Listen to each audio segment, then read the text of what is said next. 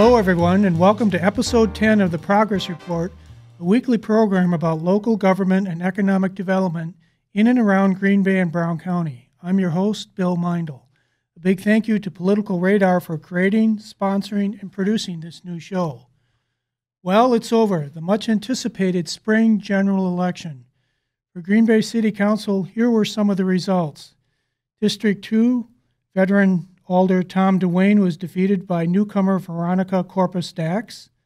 In District 5, by 3 votes, Alder Dave Nenig was defeated by Craig Stevens. In District 6, Kathy Lefebvre defeated Vanya Kepke for the spot that used to be held by Joe Moore, who's retired. And in District 12, Jesse Brunette defeated Cassie Hinkfist for the seat formerly held by Tom Slodek. And in District 9, Brian Johnson defeated Guy Zimma.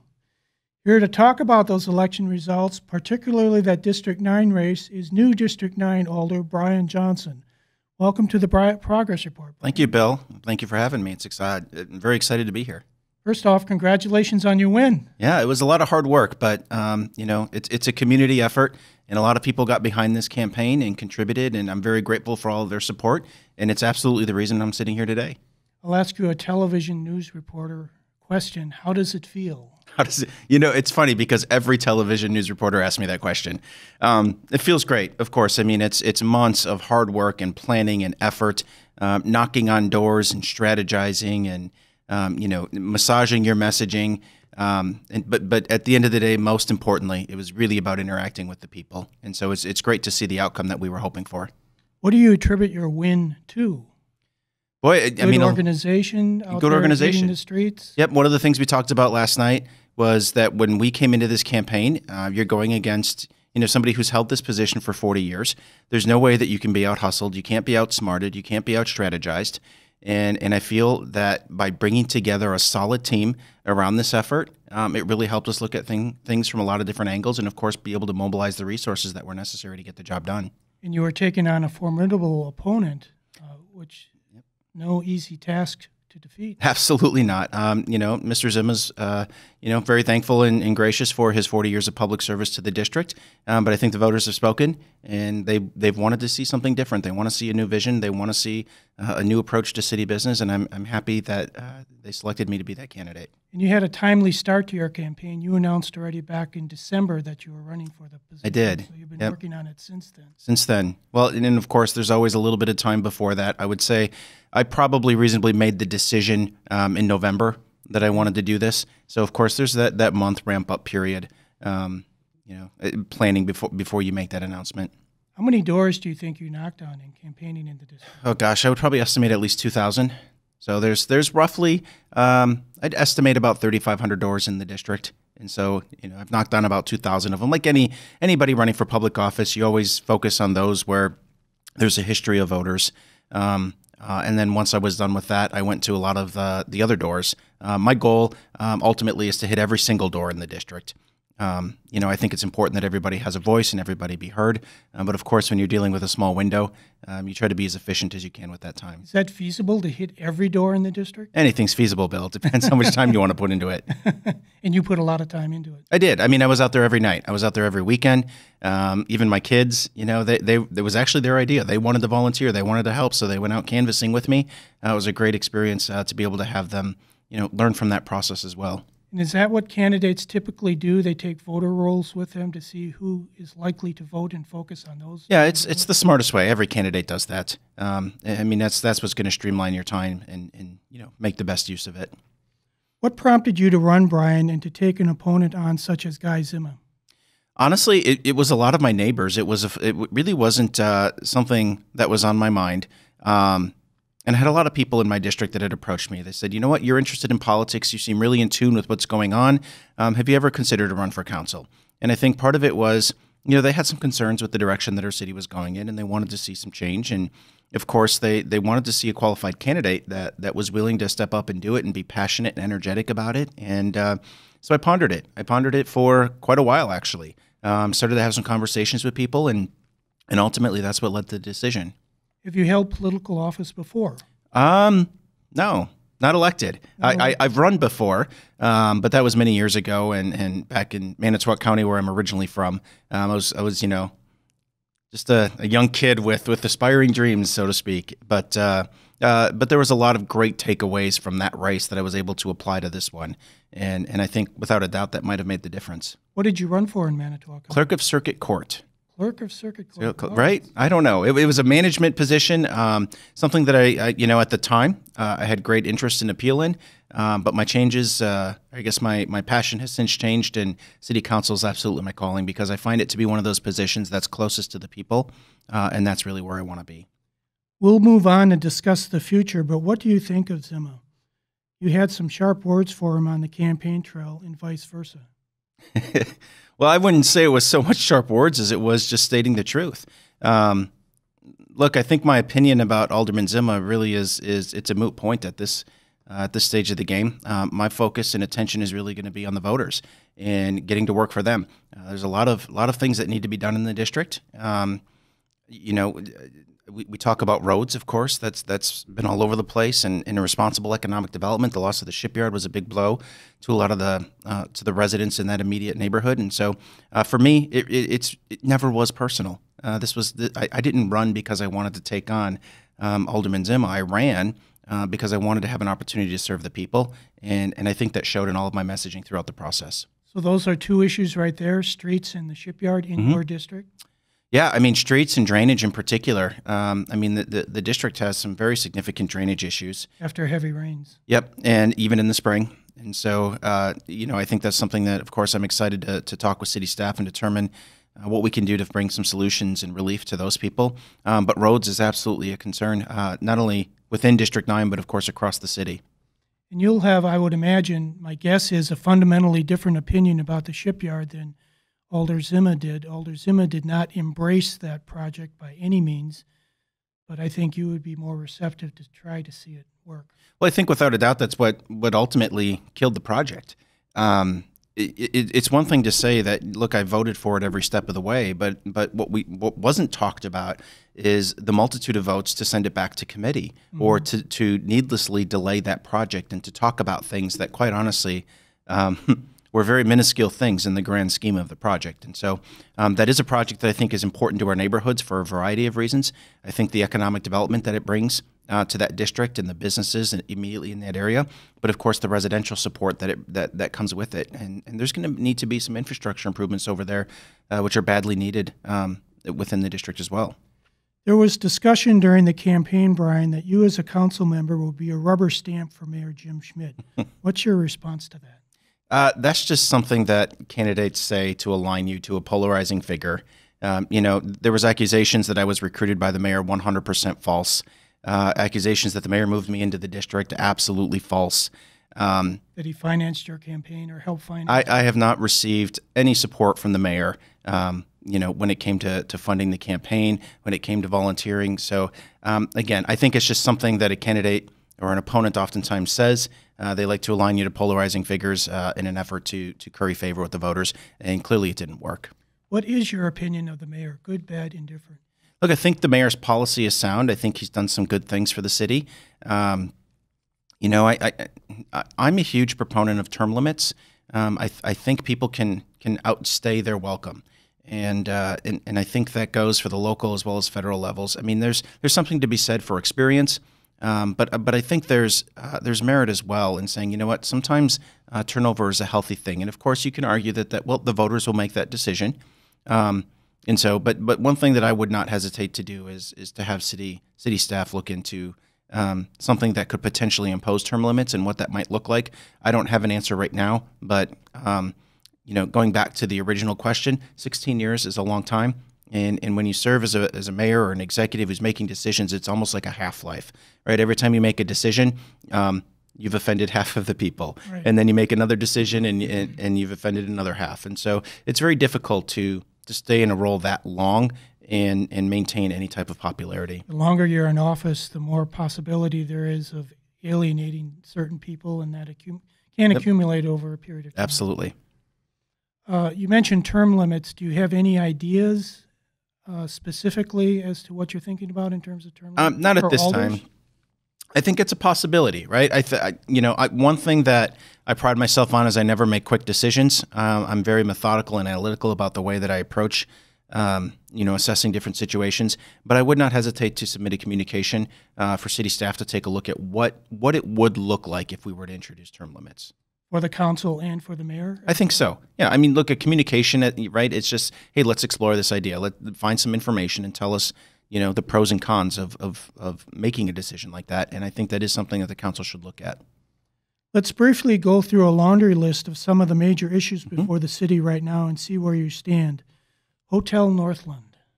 Yeah, this is obviously a very controversial project, and it seems to me that the political nature of this project is probably at the end of its lifespan because, of course, the hotel is in receivership, and they're calling the shots. The city's not calling the shots anymore, and so I think what's important is that this hotel does open. That's really the best way for the city to recoup its investment, which I think is important to point out as well, that the city has not lost any money on this deal yet. Right. That this hotel opens and they can pay their bills, and the city will become full and will become whole in this process. So I think it's in the city's best interest to see this project through. But the receiver, really, that's their responsibility to do that. I agree with you. I think as an issue, it may be waning, and once that hotel opens up this summer, fall, and people start going to the hotel and the restaurants are open and the thing is fully operational, that will no longer be the big issue that it's been. Right, and like a lot of things, right? It's, they come to market and they're mortgaged at a certain price. Sometimes they may find out that it's mortgaged at a price that's higher than what their true market value is, and then a second or even a third owner can sometimes come in and ultimately capitalize that project at the right price. How that affects the taxpayers, of course, would remain to be seen, and that's if that were to happen.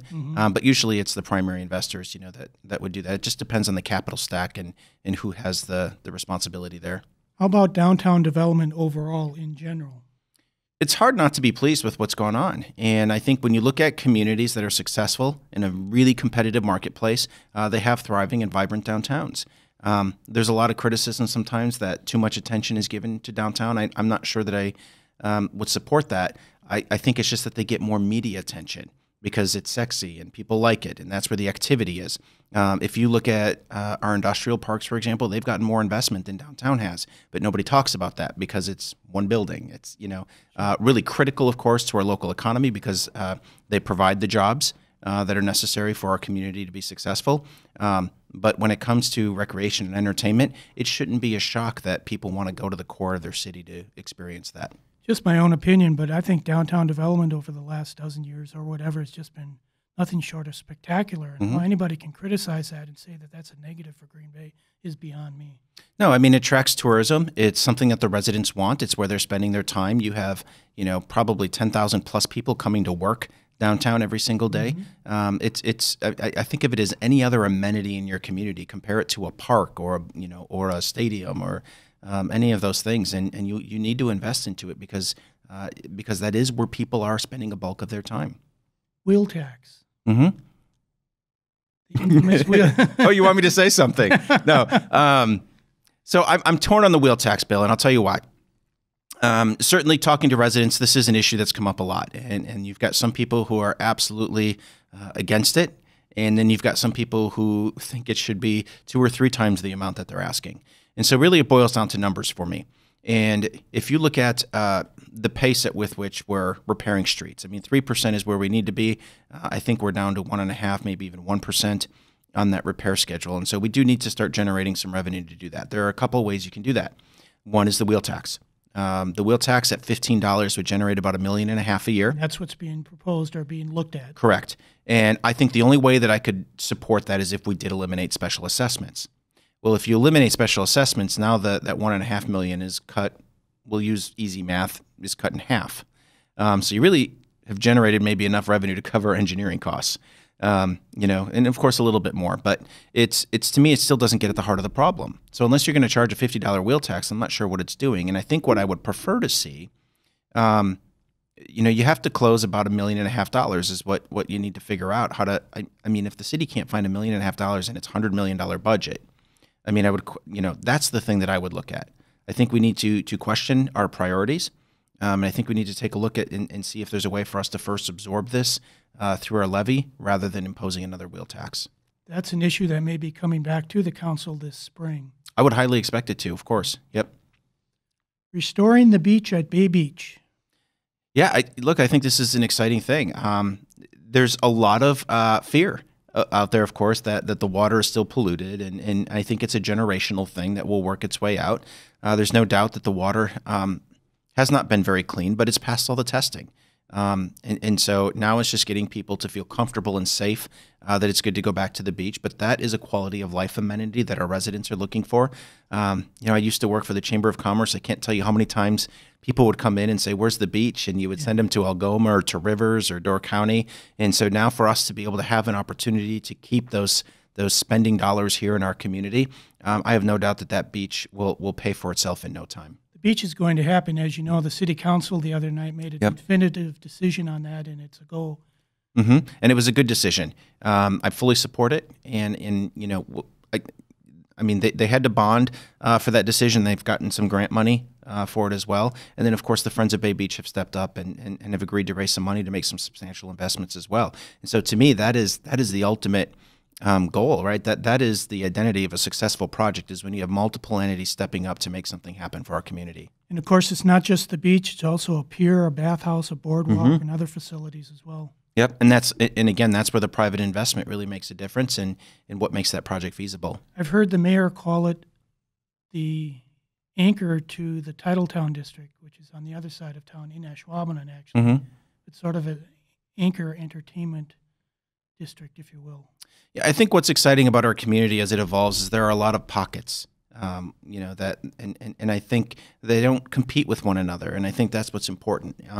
And so for us to be able to provide different amenities for families who have different interests and different tastes, that's what makes a great community. And to have those quality of life amenities is what's going to make people want to live here. Colburn Pool, it looks like the council is moving ahead now with a revised plan for Colburn Pool. Oof, glad I don't have to deal with that, huh? Yeah. No, that's obviously a project that's gone on for a long time, and I'm certainly excited for the residents in that area, who are looking for that amenity to be able to have the improvements that they were looking for, while at the same time being able to protect the taxpayers in that process. I think, that was certainly one of the biggest objections through the process, was the price tag that came along with it, particularly in a time of need for our community to fix infrastructure.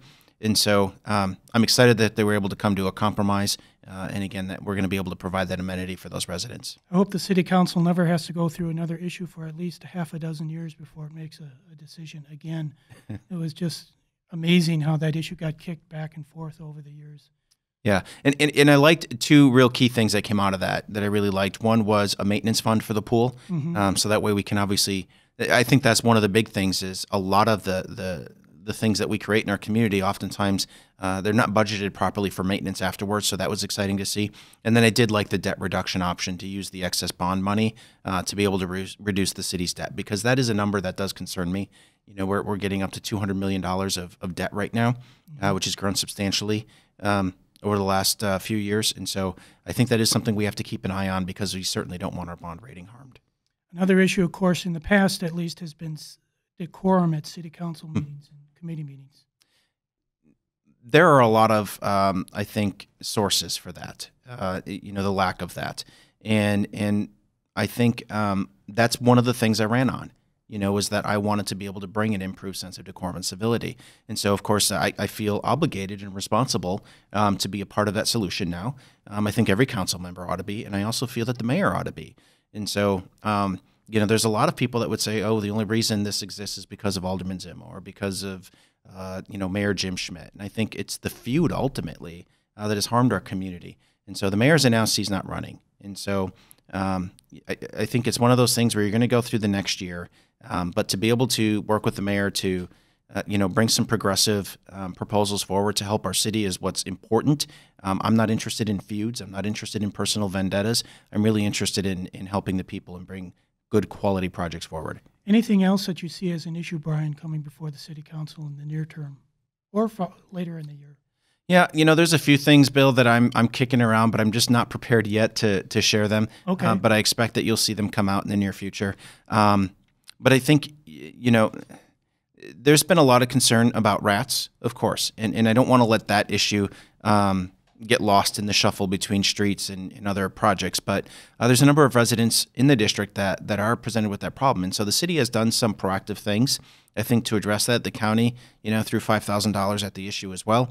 But I think it's something that we need to stay on top of and monitor very closely because, nobody wants that problem in their yard. And so that will be an important issue for our district.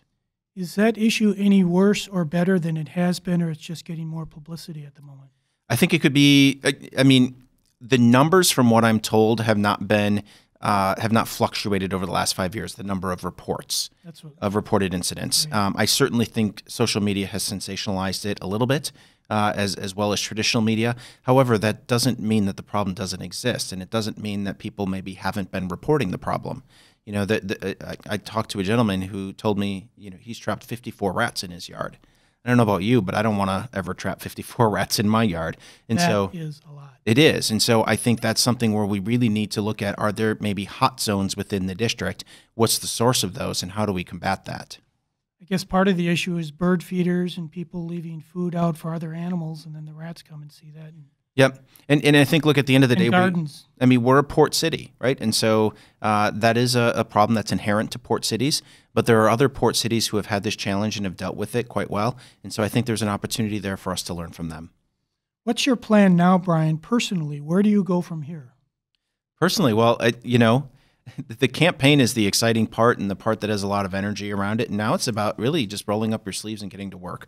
So I think the first thing it's bridging the people. There's while I may have won 53% of the vote, there's 47% of the vote that went from my opponent. And so to be able to have the opportunity to interact with those residents and understand what's important to them and reassure them that I can be an effective representative for their voice as well, that honestly, Bill, is probably one of my top priorities. Brian, how will you balance your job as executive director of On Broadway Incorporated with the demands of being an alder, which of course can be considerable?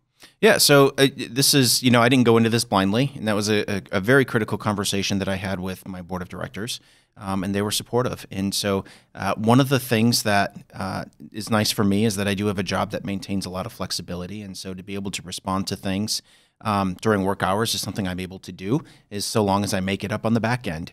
And so and at times there will be overlap. Yeah, and that's the thing, right? And I have very little learning curve here, and a lot of that has to do with the fact that I'm already engaged in a lot of these meetings for my full-time position with On Broadway. What's on tap for the Broadway District in 2018? What can we look forward to? Yeah, we've got a really aggressive action plan, and I think we've already implemented a lot of it, but from design strategies to, of course, continuing to attract new businesses into the district. We've been very successful with that, attracting about 15 new businesses over the last 2 years. Terrific. And so we want to continue that trend. There's a lot of new square footage being added into the district, mostly office and commercial space.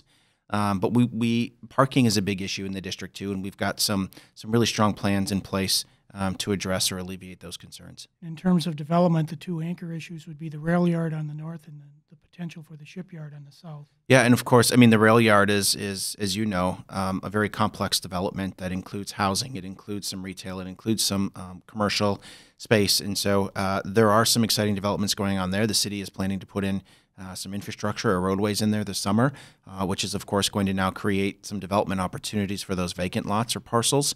And then they are going to start restoration on that northern warehouse this year as well. It's an impressive project. It is, and it's that warehouse alone is going to add 80,000 square feet to the district. That's a lot of businesses, and so we're excited to see them break ground on that. I know there's been a lot of talk about how that site is sitting vacant, and honestly, it's not exactly accurate. The amount of development that's gone into that southern warehouse, it's already $10 million more than Walmart would have brought. Right. Now, I think there's the discussion on that is twofold, though, right? Is the valuation of it. We've certainly surpassed that. But it's about the amenities that Walmart would have brought to the residents of the district. And that is an important discussion to have yet. Everybody mentions a grocery store, another grocery store. Exactly. So I don't want to rip off the Band-Aid on the Walmart discussion. That issue's done and dead and gone, and it's not coming back. But the discussion that does need to reemerge is how do we bring back those amenities that people are looking for? I know one thing at a time, Brian, but do you have any interest in running for mayor? As you mentioned, Mayor Schmidt is planning not to run for re-election next That's certainly not going to occur in this cycle. I mean, never say never, right? But I ran for District 9 because I wanted to serve the residents in this district, and that is absolutely where my commitment is right now. I have honestly no thoughts about running for mayor at this time. But again, never say never. Maybe in 4 years, 8 years, 20 years, I don't know. Do you have any response to the election results for the other contests for city council? Yeah, I mean, the voters have spoken, and you've seen a number of seats turn hands. I think ultimately it's always up to the voters. It's their decision and their choice, and it'll be interesting to see how this council comes together and works, on these issues. I'm excited about the opportunity to obviously meet my new colleagues, but to be able to identify areas where we can work together and really, really advance a unified vision for the city of Green Bay. Anything else you care to mention? No, I think this has, been a great cycle, and I've always encouraged people, everybody should put their name on a ballot at least once in their lifetime. It's a very humbling experience, and, throughout this process, sometimes my intent was questioned, my integrity was questioned, and that's really tough to swallow sometimes, but when I went through this, it's all put out there for people to see. It is. But I knew that there was only one way that I was going to win this campaign, and it was going to be my way, and it was with high ethical standards and with integrity. And I feel that we maintained that high road, and it paid off. Well, congratulations again. Thank you, Bill. And that's it for episode 10 of the Progress Report. Thank you, Brian, for being on the program. And thanks to Executive Director Dan Jones, producer Jacob Jones, editor Christian Rivera, and technician Serena Waryak. Be sure to subscribe to Political Radar on YouTube, join the Political Radar community group on Facebook, and you can support this show financially by purchasing Political Radar merchandise from our shop. For more on local government and economic development, check out Green Bay Development News on Skyscraper City. Support your local newspapers. This episode of the Progress Report was recorded April 4th, 2018. Thanks for watching. See you next week.